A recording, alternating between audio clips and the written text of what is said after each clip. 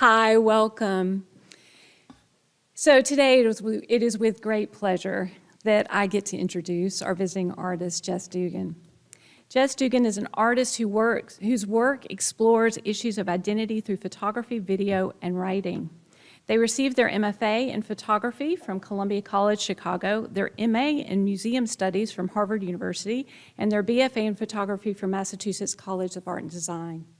Dugan's work has been widely exhibited and is in the permanent collections of over 50 museums, including the Smithsonian National Portrait Gallery, the International Center of Photography, the Museum of Fine Arts Boston, the Museum of Fine Arts Houston, the Minneapolis Institute of Art, the St. Louis Art Museum, the Museum of Contemporary Photography, and the Library of Congress. Dugan's monographs include Look at Me Like You Love Me, To Survive on This Shore, photographs and interviews with transgender and gender nonconforming older adults, and Every Breath We Drew. They are the recipient of the Pollock-Krasner Foundation Grant and ICP Infinity Award, and they were selected by the Obama White House as an LGBT Artist Champion of Change. I first saw one of Jess Dugan's self-portraits in a group exhibition at the Kemper. And on that same event, I heard Jess give a talk about their work, and immediately I was a fan. I sat in awe at the bravery exhibited in the self-portraits, but also, and perhaps even more importantly, the tenderness and the respectfulness within which they photograph others. And by others, I'm intentionally winking to the othering the subjects in Jess Dugan's images often experience in the world. Their work is beautiful, and also incredibly important in a society that it serves to represent those in the queer community with great dignity before a heteronormative gaze. So let's please give a warm welcome to Jess Dugan.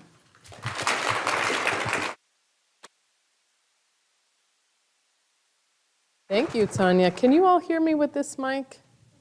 Even in the back? Okay, then I'm going to hide this mic so it's not in our way here.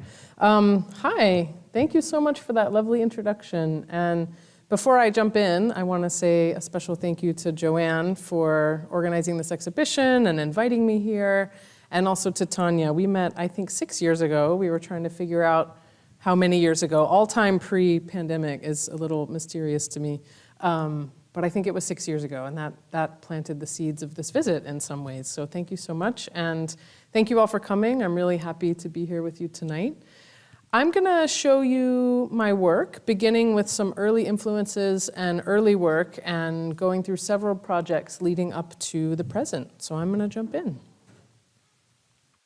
So this is me when I was 8 years old, and I grew up in Little Rock, Arkansas, and I looked like this, which I usually say I looked not very different from how I look today, but I think I'm getting too gray to keep using that joke, so I think this may be my last time of sort of telling that joke. But I grew up in Little Rock, Arkansas, and I looked like this, and from a very early age, I received messages that my gender presentation wasn't what people expected of me. I didn't fit what a little girl was supposed to look like. I would get chased out of bathrooms in elementary school. And so I grew up with this very heightened awareness of how identity, and specifically gender, affects your experience in the world. And I like to start my artist talks with this image because my work is heavily informed by my own identity and my own experiences in the world, and this is an important touchstone for my background and where I come from. This is my high school prom photograph. I luckily moved from Little Rock, Arkansas to Cambridge, Massachusetts with my family, and I came out as gay when I was 13. I was very masculine presenting and questioning my gender identity around the same time. I was very politically involved. I worked with a lot of LGBTQ nonprofit organizations. And I was not at all a school dance kind of person. I was an angsty, hang out in the art department kind of person, as many of you might have been or know people like that. And as a political gesture, I decided to run for prom king. And my photography teacher at the time plastered the darkroom with supportive posters, and it was very tender. Long story short, I ended up winning prom king. And so then I was like, oh, I have to go to the prom. So this was my photograph from that. I was 16 here. And again, I put this in just to show that my identity has always been politicized, and I've always chosen to embrace that politicization in my personal life and in my work. When I was coming out around that time, it was the late 90s, and I did not see a lot of images of LGBTQ folks, people who looked like me in mainstream media, in movies and magazines and television. Luckily that's changed a lot since then, although arguably we're in an even more complicated backlash moment right now, but the visibility has certainly improved. But for me, the first place I discovered images that really validated my identity was fine art photography books. And I would go to this bookstore, to the Harvard bookstore after school and just browse through these books. And I discovered all of these artists who were really influential to me. One significant early influence who has remained an influence is Catherine Opie. This is her work here. I discovered work by Diane Arbus. I found books like these. Actually, interestingly, at the time, I found them in feminist bookstores, not in art bookstores, because they weren't in those spaces yet. But the book on the left is called Body Alchemy by Lauren Cameron. It was one of the first books of transgender men. And the book on the right, called the Drag King Book, with photographs by Della Grace Volcano and writing by Jack Halberstam. And then I discovered books like this one on the left. It's called Reframing's New American Feminist Photographies. And I discovered work by Lorna Simpson, and I think this is the book where I discovered Catherine Opie originally, Carrie Mae Weems. And I found all of these female artists whose work was politically and socially engaged. And it was meaningful to me on a personal level, but it also really set the trajectory for the path I wanted to follow as an artist. The book on the right is now almost 10 years old, so I did not have this book then. But I put it in, it's an anthology edited by Catherine Lord called Art and Queer Culture. And I feel like if I was coming of age today, this is a similar book that I might find. Switching gears just slightly, when I finished my undergraduate degree at the Massachusetts College of Art and Design, I got a job working at the Harvard Art Museum. And I was working in collections management. My desk was in art storage. I photographed old master prints. I photographed all works on paper, but a lot of prints. I was surrounded by old master paintings, and I spent 8 hours a day photographing art. And just, I would be in the museum at 7 a.m. when no one was there, and I just really absorbed this aesthetic of paintings and prints, and that language has really influenced my photography.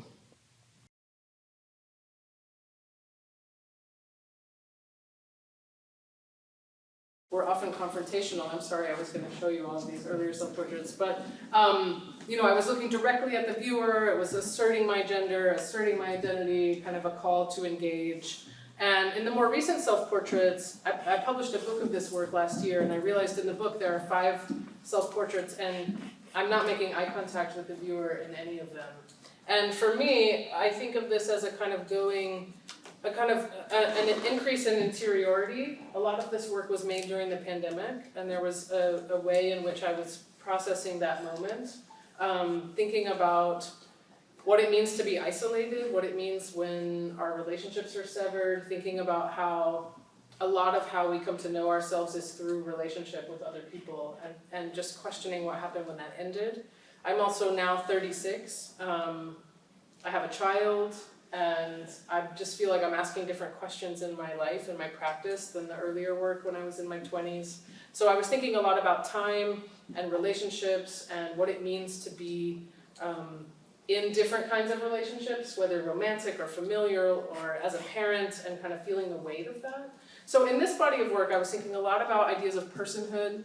I was thinking about relationships and intimacy. I was also thinking about one theme that runs through the work and also through the book is this balance of loss or struggle with a kind of beauty. And for me, I think of those things as related, because I think when you've experienced loss or you have a fear of loss, the flip side of that, at least for me, becomes an urgency to live and a desire to live authentically. And so that thread runs through a lot of this work, kind of a hint of struggle or sadness, but also this immense presence and beauty. And I'm always trying to balance those two things. Formally, I work with a medium format camera. I use it on a tripod. I work with all natural light.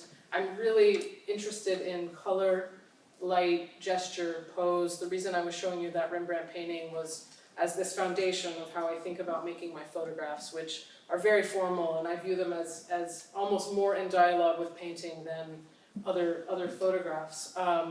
In something like this, I'm thinking so much about the psychology of the color and how I can use this color as a core element in the photograph. also another shift for me in the work, a lot of my work, I'm sorry I can't walk around, so we can just take a little head spin from time to time, but a lot of my earlier work was made in people's homes. I liked to photograph in private spaces. I liked the kind of intimacy that created, so they were often made in bedrooms or living rooms or bathrooms. And at some point I began to work outdoors, and I was doing that before the pandemic because I was interested in a couple of different things about working outdoors. I was shooting primarily at sunrise and sunset, and I was really interested in the ephemeral quality of that light and the transitional nature of that light.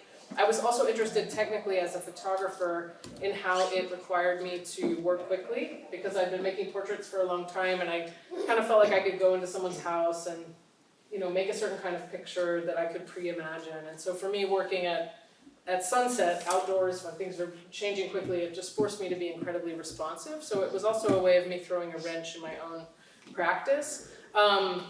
But in this work, I was thinking a lot about the emotional quality of that light and how it's between. It's constantly changing and it's fluid. So a lot of these images were made outdoors. A lot of them were made during the pandemic.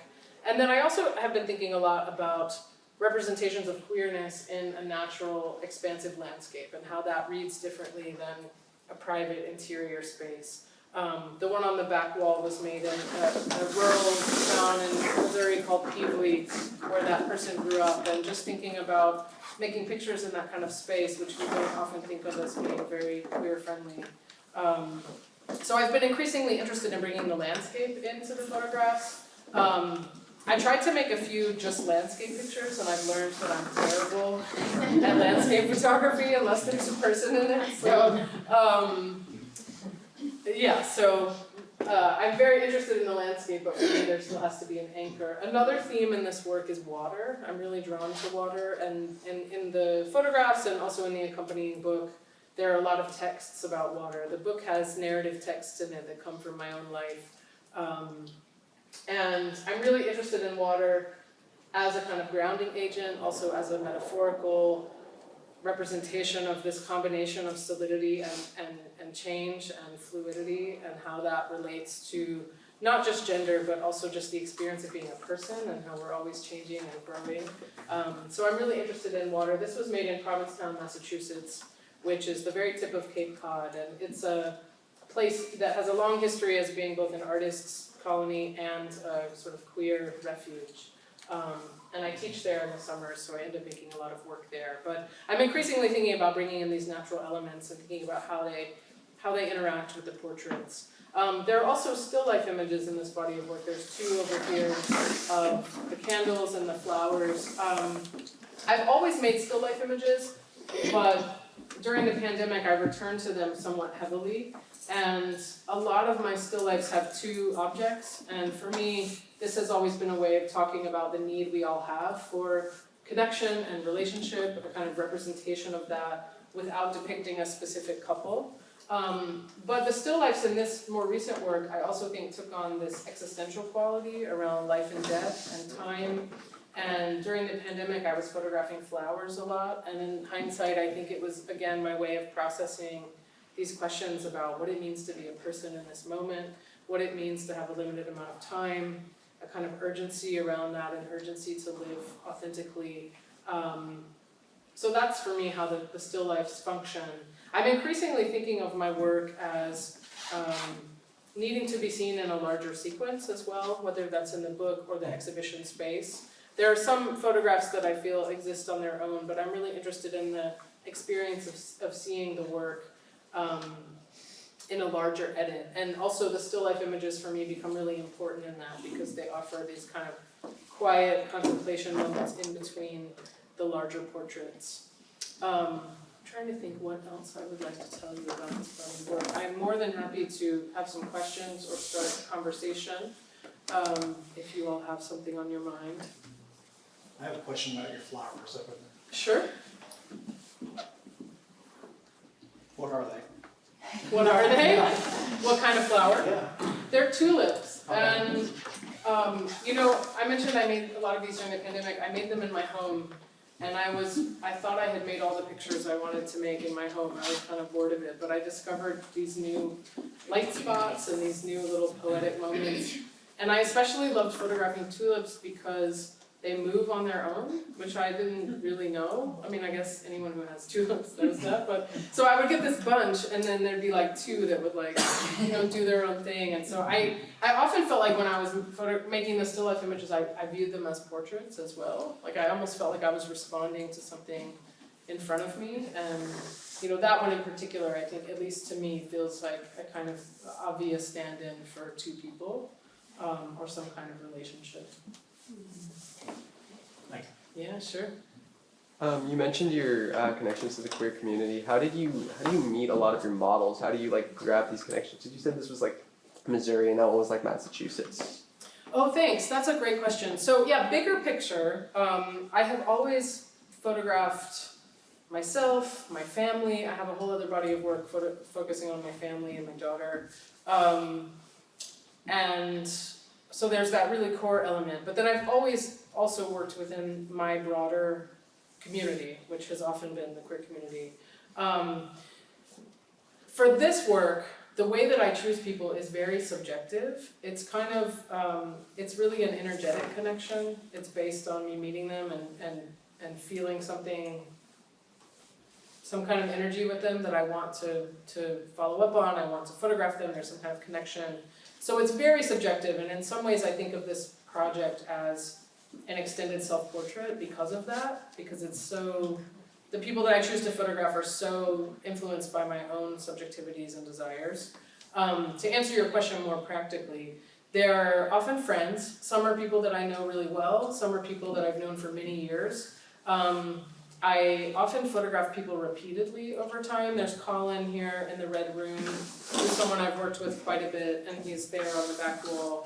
And actually, this was the last portrait I made before the pandemic. We made it on like March 9th or something. And then this was the first one I made after the pandemic. So I sort of love these Colin bookends of, or not after the pandemic, but when I started photographing other people again, and was working only outdoors at that time. So a lot of them are friends. Some of them become people that I photographed for many years. And then other people I just meet in my life and I have some connection to. And I often become friends with them through the act of making photographs. So for me, my practice as a photographer is so tightly interwoven with my life that they're always fueling one another. So I build friendships through my practice and nurture friendships through photographing people over time. I live in St. Louis and I've been there for 9 years. I was in Boston and then Chicago before that. And so moving to St. Louis, even though I'm right in the city, I'm right by a 300-acre park. And I spend a lot of time there. And that, I think, so the landscape came in largely because of my move to Missouri. And then, like Calvin I met, he's from Pevely, Missouri. And when we met, how did we meet? Actually, Calvin reached out to me on Instagram. Every now and then I meet someone like that. And when I asked them where they wanted to make pictures, they suggested this small town where they grew up, so we went there to make that image. Other people, so I'm more or less from Massachusetts, so I'm back a lot. Kai was actually someone I met when I was teaching a workshop in Provincetown. JD and Steve on the back I go gay country dancing, and I met them through dancing. So it's, friends, acquaintances, there's a range. But I'm really, in all of my work, I'm really invested in the relationship being collaborative. I'm really big on consent, and I'm interested in the work being, I'm interested in the people I'm photographing being really invested in us making something together. It doesn't work otherwise. So my way of selecting people is kind of identifying people who I think are interested in that, and we have a kind of chemistry together. Yeah.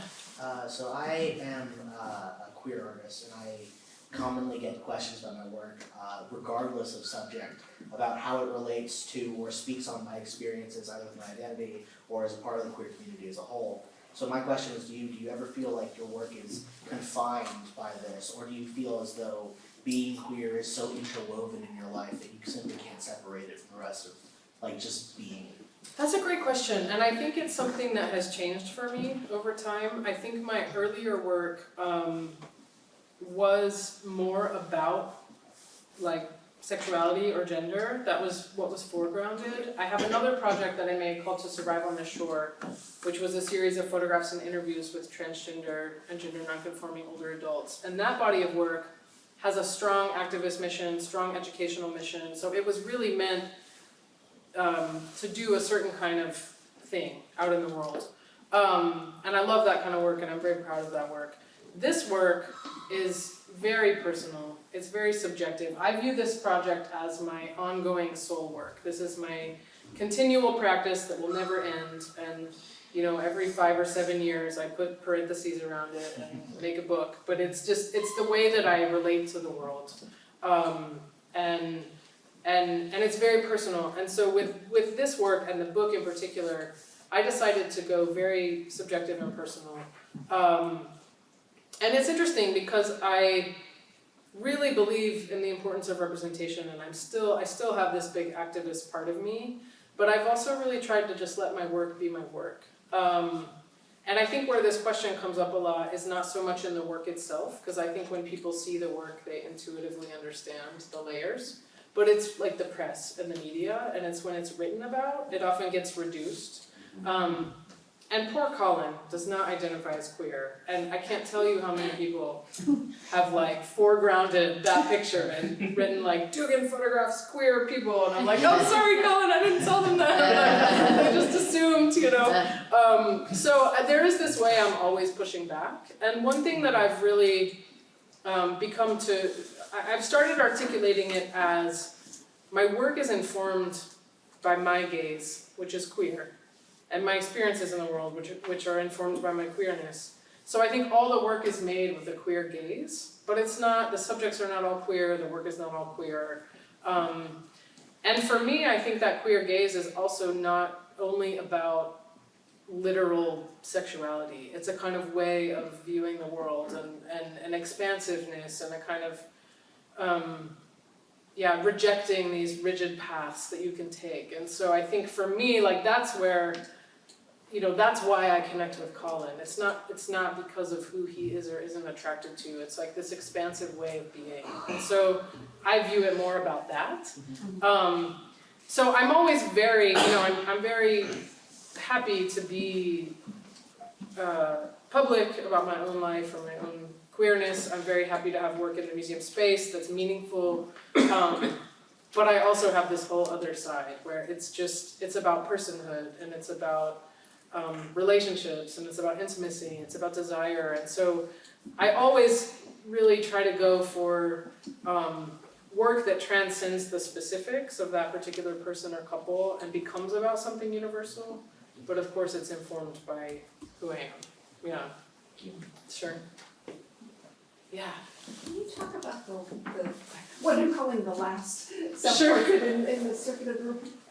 You're not facing the camera, and there seems to be an awful lot going on in my life, and from Oh, thank you. Yeah, so I know I started to talk about this a little bit. That was one of the self-portraits that I made again during the pandemic, and I think in the moment of making it, I wasn't thinking any of these things intellectually. I was just making work. But I think in hindsight, I was processing a lot of things. I was thinking about aging, and I was thinking about, I don't know, like entering this other phase of life. So, I'm thinking about the reflection, but I'm also interested in obscuring my gaze.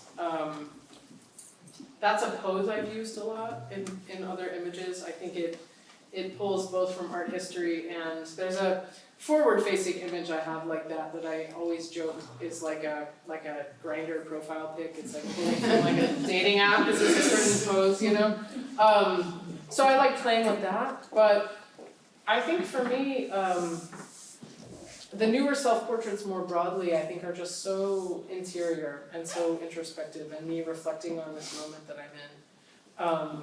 I know people have, like other curators, have been interested in that piece because it's unusual to have a mirror where the reflection is obscured.